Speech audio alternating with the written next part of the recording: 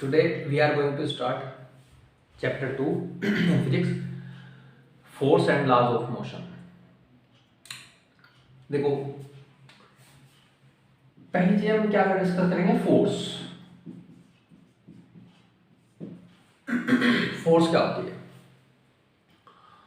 Force की एक बहुत ही बेसिक डेफिनेशन है, क्या कि ए पुश और पुल of a body is called force. किसी भी बॉडी को पुश करना और पुल करना, उसको हम क्या बोलते हैं? फोर्स बोलते हैं। ठीक है, कोई बॉडी है आपके पास, कोई ब्लॉक है, सपोज करो ये ब्लॉक है, ठीक है, ये रखा हुआ है। इधर क्या करा आपने? इसको ऊपर अप्लाई करी फोर्स। इट मींस ये क्या हो रहा है? ये पोजीशन है पुश की, ये आपने पुश किया, ठीक है। एक ब्लॉक है, ये पोजीशन है आपके पास पुल की। इधर क्या कर रहे हैं आप? पड़े खींच रहे हैं, मतलब कि इस ये जो ब्लॉक है, ये ब्लॉक अभी सपोज करो रखा हुआ है ना, ये ऐसे स्टेशनरी है। तो इधर क्या किया आपने? इसको एक फोर्स लगाई, एक पुश दिया, तो इस ब्लॉक की जो टेंडेंसी होगी वो क्या होगी? इधर मूव करने की टेंडेंसी हो जाएगी, ठीक है। तो इसका मूवमेंट कैसे हुआ? इसका मूवमेंट हुआ जब आपने इसको क्या किया? पुश किया। पुश करने का मतलब क्या है कि फोर्स अप्लाई किया आपने इसके ऊपर, ठीक है। सेम हियर, ये क्या है? सपोज करो अभी स्टेशनरी है, और क्या किया आपने? यहाँ पे इस पोजीशन से इसको पकड़ के यहाँ से बांधा और यहाँ से खींचना स्टार्ट कर दिया। खींचना स्टार्ट करने का मतलब क्या हुआ कि इसके ऊपर आपने क्या किया? पुल किया है ना, इसको क्या किया? खींचा, पुल किया। पुल करने का मतलब क्या है? फोर्स इसको आपने दी। फोर्स दी तो इट मींस इस ब्लॉक की भी टेंडेंसी इस साइड में, जिधर आप इसके ऊपर फोर्स अप्लाई कर रहे हैं, इसकी मूव करने की टेंडेंसी हो जाएगी, ठीक है। तो इसका मतलब क्या है कि कोई भी फोर्स को हम क्या बोल रहे हैं कि किसी भी बॉडी को पुश करना या पुल करना, वो क्या है? फोर्स है, सिंपल है ना।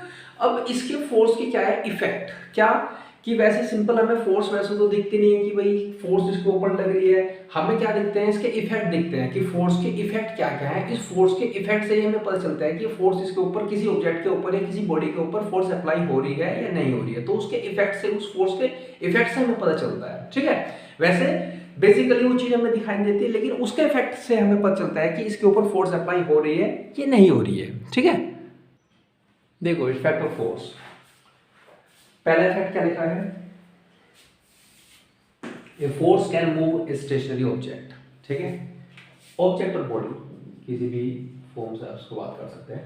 ए force can move stationary object, मतलब क्या है? कोई रुका हुआ ऑब्जेक्ट है, स्टेशनरी ऑब्जेक्ट है, उसको मूव जो है फोर्स अगर उस पर अप्लाई होती है तो उसको क्या कर देता है? मूविंग कंडीशन में ले आता है, ठीक है। जैसे अभी एग्जांपल दिया था हमने फोर्स का, कोई एक ब्लॉक रखा था, एक बॉडी रखी थी, कोई भी एक ऑब्जेक्ट रखा था, इसके ऊपर क्या लगाई थी? फोर्स लगाई थी। वो पुल और पुश कुछ भी हो सकते हैं ना। फोर्स लगाई, तो फोर्स लगाने का मतलब क्या हुआ कि इस ब्लॉक की टेंडेंसी क्या हो जाएगी? मूव करने की हो जाएगी। किस डायरेक्शन में? जिस डायरेक्शन में फोर्स लग रही है उस डायरेक्शन में इसकी मूव करने की टेंडेंसी हो जाएगी। मतलब कि एक स्टेशनरी ऑब्जेक्ट था, उस स्टेशनरी ऑब्जेक्ट में जो आपने फोर्स अप्लाई की तो वो क्या हो जाएगा? मूव करना स्टार्ट हो जाएगा, ठीक है। तो पहला इफेक्ट क्या है कि a force can move stationary object, एक स्टेशनरी ऑब्जेक्ट को मूव करने का क्या करती है? काम कर देती है फोर्स, ठीक है। Second, force can stop the moving object. अगर कोई मूविंग ऑब्जेक्ट है, ठीक है, कोई बॉल है आपके पास, रोल कर रही है, मूव कर रही है, ठीक है, आपने यहां क्या कर दिया? इसके ऊपर, यहां के इसके ऊपर हाथ, हैंड रख दिया, हाथ लगा दिया, है ना, तो वो क्या हो जाएगी? रुक जाएगी, है ना। ये बॉल क्या हो जाएगी? रुक जाएगी। इट मींस मूविंग कंडीशन में थी और आपने इसको क्या कर दिया? फोर्स लगा दिया, इसके ऊपर आगे ना जाए, तो इट मींस वो क्या हो जाएगी? रुक जाएगी। मतलब क्या हुआ कि एक force can stop the moving object, किसी भी मूविंग ऑब्जेक्ट को एक फोर्स क्या कर सकती है? रोक सकती है, ठीक है। जैसे सपोज करो आप बाइसिकल चलाते हैं, साइकिल है, क्या है इसमें? जैसे पहले से आप साइकिल चला रहे हैं, ठीक है। अब जब आप ब्रेक अप्लाई कर रहे हैं, तो ब्रेक अप्लाई करने का मतलब क्या है कि वो ब्रेक जो है उसके ऊपर क्या लगा रहे हैं? फोर्स लगा रहे हैं, वो फ्रिक्शन फोर्स है ना, फोर्स लगा रहे हैं। तो फोर्स लगाने का मतलब क्या हुआ कि उस मूविंग ऑब्जेक्ट को उसने क्या कर दिया? स्टॉप कर दिया, रोक दिया, ठीक है। तो ये सेकंड इफेक्ट था कि force can stop the moving object, किसी भी मूविंग ऑब्जेक्ट को फोर्स के एप्लीकेशन से हम उसको क्या कर सकते हैं? स्टॉप कर सकते हैं, ठीक है।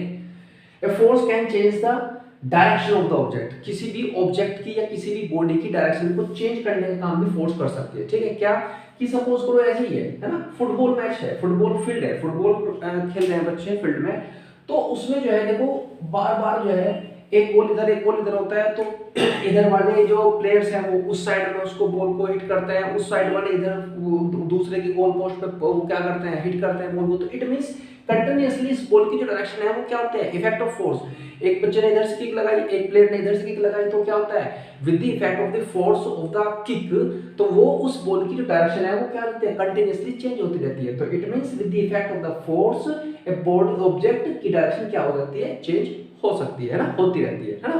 तो with the example of this football का हम इस एग्जांपल से इसको हम डिस्क्राइब कर सकते हैं कि कैसे effect of the force direction जो है ऑब्जेक्ट की किसी बॉडी की डायरेक्शन चेंज होती है। ठीक है, सेम एज स्पीड।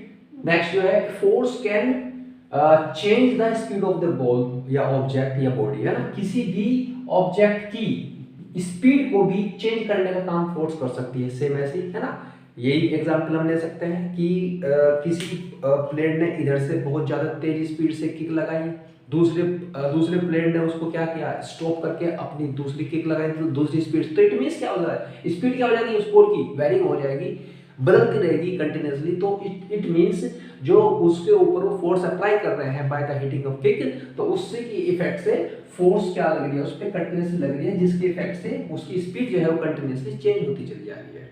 ठीक है, तो फोर्स के इफेक्ट से हम स्पीड चेंज कर सकते हैं, डायरेक्शन चेंज कर सकते हैं, किसी भी मूविंग ऑब्जेक्ट को स्टॉप कर सकते हैं और किसी भी स्टेशनरी ऑब्जेक्ट को मूव करा सकते हैं। ठीक है, नेक्स्ट है हमारे पास effect, force can change the shape and size of the object और ए बॉडी, किसी भी बॉडी का शेप और साइज जो है फोर्स की हेल्प से हम क्या कर सकते हैं, चेंज कर सकते हैं। Effect of the force, force के इफेक्ट से चेंज कर सकते हैं। ठीक है, भाई कोई भी है, सपोज करो क्या है आपके पास, कि स्प्रिंग है। ठीक है, स्प्रिंग है, ये इसकी ओरिजिनल पोजीशन है, इस पे आपने क्या लगाया, फोर्स लगाया, या फिर क्या कर दिया, इसको एक तरफ से बांध दिया और इसको एक तरफ से बांधने के बाद इधर से क्या करा आपने, उसको खींच दिया। ठीक है, तो जब ये खींचेगा तो इसकी शेप ऐसे हो जाएगी, बढ़ जाएगी, ऑब्वियस सी बात है ना। तो इसकी चेंज क्या हो गई, इसकी शेप और साइज क्या हो गया, चेंज हो गया with the effect of force. यहाँ हमने क्या अप्लाई करी, एक फोर्स अप्लाई करी, इधर से पुल कर दिया, हमने खींच दिया इसको, है ना, इधर से हमने टाइट कर दिया, इसको बांध दिया और बांधने के बाद हमने क्या कर दिया, इसको खींच दिया। तो इट मींस इसकी जो शेप है, इसकी शेप कुछ ऐसे हो जाएगी, है ना। स्प्रिंग का केस हमने लिया है, तो इस इफेक्ट से क्या है, फोर्स के इफेक्ट से क्या हुआ, इसकी इस स्प्रिंग की शेप और साइज क्या हो गई, चेंज हो गई। ठीक है, तो it means effect of the force object, किसी भी ऑब्जेक्ट का शेप और साइज क्या हो सकती है, चेंज हो सकती है। ठीक है, आटा होता है ना, ये शेप और साइज कैसे चेंज होती है, आटा होता है जो गूंदा हुआ आटा, रोटी बनाने से पहले वाली जस्ट पोजीशन, उसमें क्या है, जब उसके ऊपर क्या चलाया जाता है, बेलन चलाया जाता है, तो वो भी क्या हो जाती है, उसकी शेप चेंज हो जाती है ना, वो भी इफेक्ट ऑफ फोर्स है। तो इट मींस क्या होती है, उसकी शेप एंड साइज हम क्या कर सकते हैं, effect of the force change कर सकते हैं। ठीक है, तो ये भी क्या है, ये है हमारे पास क्या, इफेक्ट ऑफ द फोर्स है, कि कैसे कैसे फोर्स के इफेक्ट जो कंडीशन है उसमें होते हैं। देखो next topic is balanced and unbalanced force. ठीक है, कौन से फोर्स को हम बैलेंस्ड फोर्स बोलेंगे और कौन से फोर्स अनबैलेंस्ड फोर्स होती है। ठीक है, देखो बैलेंस्ड फोर्स वो फोर्स होती है जिस फोर्स का रिजल्टेंट जो है वो जीरो होता है। ठीक है, फोर्स का रिजल्टेंट जीरो का मतलब ऐसे समझो, देखो कोई ब्लॉक है वो रखा है,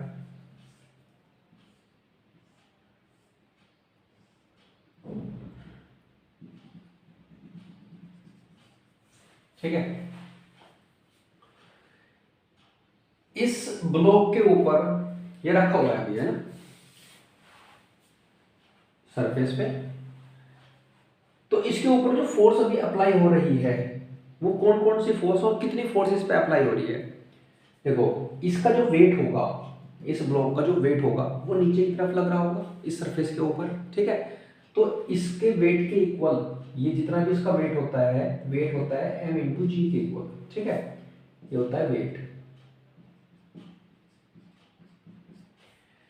इसका जितना भी वेट होगा इस ब्लॉक का वो नीचे की तरफ क्या करेगा, नीचे सरफेस पे फोर्स, इतनी फोर्स लगाएगा जितना इसका वेट होगा। सेम इतनी ही फोर्स जो ये सरफेस है इस ब्लॉक के ऊपर की तरफ लगाता है, उसको हम बोलते हैं नॉर्मल। नॉर्मल फोर्स, ठीक है, equal to the weight of the object. Object के जो वेट है, जो जितना भी इस ऑब्जेक्ट का, इस ब्लॉक का जो वेट है, उसी के इक्वल ये नॉर्मल फोर्स लगाता है सरफेस, जिस सरफेस पे वो रखा हुआ है ना। तो ये फोर्स क्या हो गई, देखो ये फोर्स इक्वल हो गई है ना, जितना उसने नीचे की तरफ अपने वेट के इक्वल जो फोर्स लगाया है, उतना ही सरफेस उसके ऊपर की तरफ फोर्स लगा रहा है, जिससे कि वो एक उस पोजीशन पे, उस सरफेस पे रुका हुआ है, ठीक है ना। तो वो ऊपर जा रहा है ना वो नीचे जा रहा है, वो उस सरफेस पे रखा हुआ है। किस वजह से? क्योंकि जो दोनों फोर्स है वो बैलेंस्ड है, ठीक है, ये दोनों फोर्स क्या है, बैलेंस्ड है। अब अगर सपोज करो इस पे हमने एक फोर्स लगा रखी है, इधर एक फोर्स F लगाई हमने, इधर सपोज करो पुलिंग फोर्स लगाई है ना।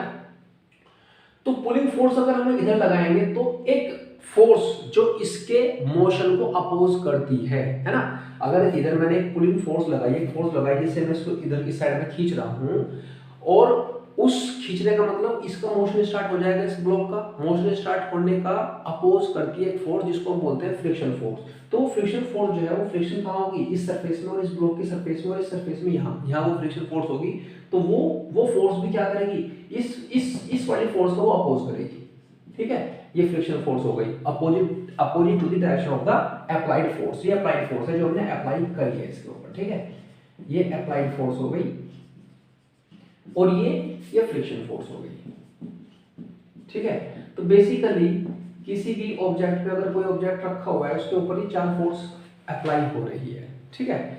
अब ये क्या है, स्टेशनरी है, ये चला नहीं है, ठीक है, क्योंकि ये जो अप्लाइड फोर्स है, ये अप्लाइड फोर्स इस फ्रिक्शन फोर्स से ज्यादा अप्लाई नहीं हुई है ना। इसने क्या कर दिया, फ्रिक्शन फोर्स ने इसको न्यूट्रल कर रखा है, इसको रोक रखा है, जिससे ये क्या हो, आगे ना चले, है ना। कि भाई एक देखो कोई चीज है, सपोज करो एक कुछ सरफेस पे कोई चीज रखी हुई है ना, ब्लॉक रखी है, ईंट रखी हुई है, अगर आप उसको हल्के से पुश करते हो उस ईंट को, उस ब्रिक को, तो वो नहीं चल पाएगा ना, ठीक है, सरफेस पे रखी हुई है। अगर आप उसको थोड़ी सी और फोर्स लगाओगे तो वो चल देगी। तो कंडीशन क्या है, अभी यहाँ कंडीशन फोर्स अप्लाई हो रही है, लेकिन ना चलने वाली कंडीशन है, क्योंकि फ्रिक्शन फोर्स ने उसको रोक रखा है। तो इट मींस इस सिचुएशन में इस ब्लॉक के ऊपर टोटल कितनी फोर्स लग रही है, चार फोर्स लग रही है, ठीक है। एक तो उसका वेट नीचे की तरफ सरफेस पे फोर्स लगा रहा है, सरफेस उसके ऊपर की तरफ उसके नॉर्मल फोर्स लगा रही है उसके वेट के इक्वली, एक अप्लाइड फोर्स, और अप्लाइड फोर्स को बैलेंस कर रही है फ्रिक्शन फोर्स, ठीक है। तो इन सब का जो रिजल्टेंट है वो जीरो है, ठीक है। जीरो कैसे, अब भी ये ब्लॉक क्या है, स्टेशनरी पोजीशन पर ही है, स्टेशनरी है, वो अपनी पोजीशन से मूव नहीं कर रहा है। तो इसका मतलब क्या हुआ कि इसका जो रिजल्टेंट है, जितने भी फोर्स अप्लाई हो रखी है, इनका जो टोटल जो रिजल्टेंट है वो जीरो है। तो जीरो होने का मतलब क्या है कि ये फोर्स क्या मानी जाएगी, बैलेंस फोर्स मानी जाएगी। मतलब कि किसी भी ऑब्जेक्ट पे आपने अगर लगा रखा है कोई स्टेशनरी ऑब्जेक्ट, और उस स्टेशनरी ऑब्जेक्ट पे आपने फोर्स लगा रखी है, और फोर्स लगाने के बाद भी वो क्या है, ऑब्जेक्ट स्टेशनरी ही है, तो इसका मतलब वो सारी की सारी फोर्स आपस में न्यूट्रलाइज हो रखी है। मतलब कि उनका जो टोटल रिजल्टेंट है वो जीरो है ना। इधर से भी इतनी फोर्स लग रही है, इधर से भी इतनी फोर्स लग रही है, तो रिजल्टेंट जीरो, ऊपर से भी इतनी, नीचे से भी इतनी, तो रिजल्टेंट जीरो। तो टोटल जो जितनी भी फोर्स अप्लाई हो रही है किसी भी एक ऑब्जेक्ट के ऊपर, और उन सब का जो रिजल्टेंट है, उन सबको जो सारी फोर्स एक दूसरे को क्या कर रही है, न्यूट्रलाइज कर रही है। तो उस न्यूट्रलाइज फोर्स को, उस रिजल्टेंट जब जीरो होता है फोर्स का, उस टाइप की फोर्स को हम बोलते हैं बैलेंस्ड फोर्स, ठीक है। जितनी भी ये फोर्स हैं उन सब का रिजल्टेंट क्या हो रखा है, जीरो हो रखा है, क्योंकि ये ब्लॉक स्टेशनरी था, और अभी स्टेशनरी, सारी फोर्स अप्लाई होने के बावजूद भी ये क्या है, ब्लॉक स्टेशनरी ही है। स्टेशनरी ही क्यों है, क्योंकि ये फोर्स जो है एक दूसरे को न्यूट्रलाइज कर रही है, जितनी इधर से लग रही है इतनी वो उधर से लग रही है, तो इट मींस वो आगे नहीं चल पाएगा। वो जितना आगे चलने की कोशिश कर रहा है, ये वाली फोर्स उसको उतना ही पीछे खींचने की कोशिश कर रही है, तो इट मींस वो अपनी उसी पोजीशन पर है। तो रिजल्टेंट क्या हुआ, जीरो। तो रिजल्टेंट जीरो, तो इट मींस उसको हम क्या बोलते हैं, बैलेंस्ड फोर्स, ठीक है। तो जिस फोर्स का resultant all applied forces resultant zero होता है, जिसका रिजल्टेंट जीरो, उसको हम क्या बोलते हैं, बैलेंस्ड फोर्स। जिन फोर्स का रिजल्टेंट क्या होता है, जीरो होता है ना। इन सब का रिजल्टेंट क्या है, जीरो है, क्योंकि स्टेशन पर स्टेशनरी ही है, तो उस टाइप के फोर्स को हम बोलते हैं बैलेंस्ड फोर्स, ठीक। अब अगर सपोज करो ये जो अप्लाइड फोर्स है, ठीक है, ये अप्लाइड फोर्स हमने और बढ़ा दी, ज्यादा कर दी, तो जब ज्यादा कर देंगे तो ये फ्रिक्शन फोर्स से ज्यादा हो जाएगी, और इस ब्लॉक की जो टेंडेंसी होगी वो इधर मूव करने की हो जाएगी, वो इधर मूव करना स्टार्ट कर देगा, ठीक है। जब ये मूव करना स्टार्ट कर देगा तो इसका मतलब क्या हुआ कि स्टेशन था ऑब्जेक्ट अब मूविंग कंडीशन में आ गया है, तो इसका जो रिजल्टेंट है वो अब जीरो नहीं रहा। जितने भी फोर्स इस पे अप्लाइड है अब उस टाइम पर जो रिजल्टेंट है वो जीरो नहीं रहा। तो इट मीन्स जितने भी फोर्स अप्लाइड फोर्स होती है किसी भी बॉडी पे, अगर उसका रिजल्टेंट जीरो नहीं होता तो उस टाइप की फोर्स को हम बोलते हैं अनबैलेंस्ड फोर्स। ठीक है। जिन फोर्स का रिजल्टेंट जीरो नहीं होता, जितने भी फोर्स किसी भी ऑब्जेक्ट के ऊपर अप्लाई हो रखी हैं और उन फोर्स का रिजल्टेंट जो है वो जीरो नहीं होता, तो उस टाइप की फोर्स को हम क्या बोलते हैं, अनबैलेंस्ड फोर्स। ठीक है। सपोज करो, देखो एक हम एग्जाम्पल ले लेते हैं कि ये है कोई ऑब्जेक्ट और इस पे फोर्स लगा रखी है, इधर फोर्स की जो यूनिट होती है वो न्यूटन होती है। 10 न्यूटन इधर लगा रखी है। ठीक है। इधर लगा रखी है हमने भी 10 न्यूटन लगा रखी है। ठीक है। फोर्स 10 न्यूटन इधर ही लगी है। ये F1 मान लो, ये F2 मान लो। ठीक है। तो अब इस ब्लॉक की जो टेंडेंसी होगी वो स्टेशनरी होगी, क्योंकि जितनी फोर्स इधर लग रही है उतनी इधर लग रही है, ये कहीं नहीं हिल पाएगा, ये रहेगा एज इट इज अपने पोजीशन पे स्टेशन रहेगा। अब अगर सपोज करो 10 न्यूटन है और इधर हम अप्लाई कर रहे हैं 5 न्यूटन, तो अब F2 5 न्यूटन है, तो अब इस ब्लॉक की जो टेंडेंसी होगी वो इधर मूव करने की हो जाएगी। तो इसका जो रिजल्टेंट होगा वो क्या होगा, देखो अगर टोटल फोर्स जो मैं मानूं तो टोटल फोर्स क्या होगी F1 प्लस F2। ठीक है। F1 प्लस F2, लेकिन F1 की जो डायरेक्शन है, डायरेक्शन क्या है, एक रेफरेंस डायरेक्शन हम लेते हैं। ठीक है। रेफरेंस डायरेक्शन, तो रेफरेंस डायरेक्शन क्या है कि अगर हम इसको इधर जो फोर्स है हम इधर अप्लाई कर रहे हैं तो ये पॉजिटिव है, तो ये वाली फोर्स इसके अपोजिट डायरेक्शन में है, तो इट मींस ये क्या ली जाएगी, नेगेटिव ली जाएगी। तो जो रिजल्टेंट फोर्स है वो क्या हो गया, इसका F क्या हो गया 5 न्यूटन। तो इट मींस इसके ऊपर, इस ब्लॉक के ऊपर रिजल्टेंट फोर्स कितनी लग रही है 5 न्यूटन, और किधर लग रही है ज्यादा, इधर। तो इट मींस ये इधर मूव कर जाएगा with 5 Newton force, 5 Newton force के साथ वो इधर मूव कर जाएगा। ठीक है। और इससे पहले वाला जो केस हमने लिया था कि अगर ये 10 न्यूटन है तो भाई जो रिजल्टेंट फोर्स होगी आपके पास F1 प्लस F2 होगी। ठीक है। तो F1 भी 10 न्यूटन है और F2 भी 10 न्यूटन है विद नेगेटिव साइन, क्योंकि अपोजिट डायरेक्शन में लग रही है। नेगेटिव साइन क्यों लेंगे हम, क्योंकि अपोजिट डायरेक्शन है ना, अपोजिट डायरेक्शन के लिए। तो इट मींस 10 माइनस के 10, तो रिजल्टेंट क्या आएगा 0 न्यूटन। तो रिजल्टेंट 0 न्यूटन का मतलब के फोर्स बैलेंस्ड है।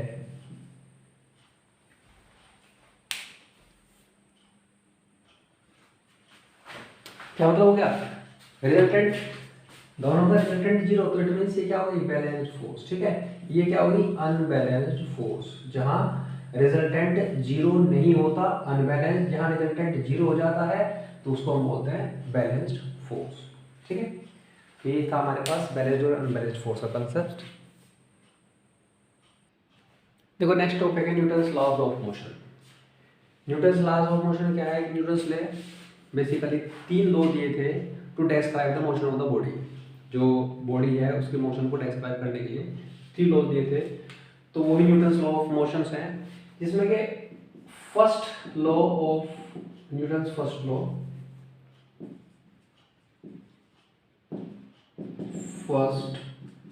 Law of motion.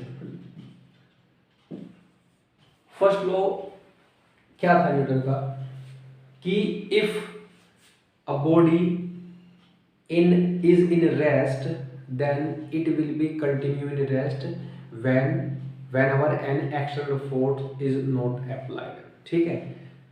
एक बॉडी है वो रेस्ट में ही रहेगी जब तक उस पर कोई एक्सटर्नल फोर्स अप्लाई ना की जाए, या फिर एक बॉडी है वो कंटिन्यूअसली मोशन में ही रहेगी जब तक उस पर कोई अप्लाइड एक्सटर्नल फोर्स अप्लाई ना की जाए। ठीक है। ये क्या थी, इसका न्यूटन्स का फर्स्ट लॉ था कि एक बॉडी क्या है हमेशा रेस्ट में ही रहेगी। एक ब्लॉक है ये रखा हुआ है, ठीक है भाई, स्टेशनरी ये रखा हुआ है, तो जब तक आप इसके ऊपर कोई एक्सटर्नल फोर्स अप्लाई नहीं कर रहे हो, ठीक है, कोई एक्सटर्नल फोर्स इसके ऊपर अप्लाई नहीं कर रहे हो, तो ये अपनी पोजीशन चेंज नहीं करेगा, मतलब कि ये मूव नहीं करेगा, तो ये स्टेशनरी ही रहेगा। ठीक है। अब वो फोर्स जो है वो किसी भी फॉर्म में हो सकती है। ठीक है। सपोज करो ये ब्लॉक हल्का सा है, कोई बहुत हल्का सा है और फैन ऑन हुआ और फैन ऑन होने से ये उड़ गया, है ना, तो अपनी पोजीशन चेंज हो गई, मतलब कि स्टेशनरी से मूविंग कंडीशन हो गया। लेकिन इसका वजूद इतना ही था कि ये उस फोर्स के उस हवा के उससे ही क्या हो गया, ये मूव कर जाएगा। हो सकता है ब्लॉक क्या हो भारी हो, ये ब्लॉक हो सकती है, ब्रिक हो सकती है, रखी हुई ब्रिक, है ना, वो तो हवा से नहीं जाएगी। तो इसको आपको इसको फिर स्टेशनरी इसी स्टेशनरी ऑब्जेक्ट को मूव कराने के लिए कोई ना कोई एक एक्सटर्नल फोर्स क्या करनी पड़ेगी, अप्लाई करनी पड़ेगी, वरना तो वो हमेशा क्या रहेगा, वो स्टेशनरी ही रहेगा, वो मूव नहीं करेगा, वो उसी पोजीशन पे बना रहेगा। ठीक है। सेम अगर कोई मूविंग कंडीशन में ऑब्जेक्ट है ना, मूविंग कंडीशन में कोई बॉल है, आपने क्या किया, इस पे एक फोर्स अप्लाई कर रखी है, वो बॉल, और वो बॉल जा रही है ना, कोई स्मूथ सरफेस है, स्मूथ सरफेस है और वो बॉल क्या है, कंटिन्यूअसली जा रही है। तो स्मूथ सरफेस का मतलब क्या हुआ, देखो स्मूथ सरफेस का मतलब क्या है कि हम ये कंसीडर करके चलते हैं उसमें कि वहाँ वो सरफेस जो है, स्मूथ का मतलब वो फ्रिक्शनलेस सरफेस है, उसमें फ्रिक्शन नहीं है, उसमें कोई एयर रेजिस्टेंस भी नहीं है। ठीक है। तो अगर कहीं हमारे पास कुछ ऐसी कंडीशन होती है कि वहाँ फ्रिक्शन भी नहीं है और एयर रेजिस्टेंस भी नहीं है, तो इट मीन्स अगर कोई ऑब्जेक्ट वहाँ उस सिचुएशन पर रनिंग कंडीशन में है, मूविंग कंडीशन में है, तो वो हमेशा मूव करता रहेगा। ठीक है, जब तक उस पर कोई आप एक एक्सटर्नल फोर्स अप्लाई नहीं करते, जब तक वो नहीं रुकेगा। ठीक है, ये स्टॉप नहीं होगा जब तक इसके ऊपर कोई एक्सटर्नल फोर्स आप अप्लाई नहीं करते। ठीक है, तो ये क्या था, फर्स्ट लॉ था कि कोई भी स्टेशनरी ऑब्जेक्ट हमेशा स्टेशनरी बना रहेगा जब तक उस पर कोई ऊपर एक्सटर्नल फोर्स अप्लाई नहीं करते, या फिर कोई मूविंग ऑब्जेक्ट है तो वो हमेशा मूविंग ही करता रहेगा जब तक आप उस पर कोई एक्सटर्नल फोर्स अप्लाई नहीं करते। ठीक है, तो ये क्या था हमारे पास, न्यूटन्स फर्स्ट लॉ। ठीक, इसके लिए कुछ एप्लीकेशन है हमारे पास, इनर्शिया है, ठीक है, मोमेंटम है, वो हम क्या करेंगे नेक्स्ट वीडियो में डिस्कस करेंगे।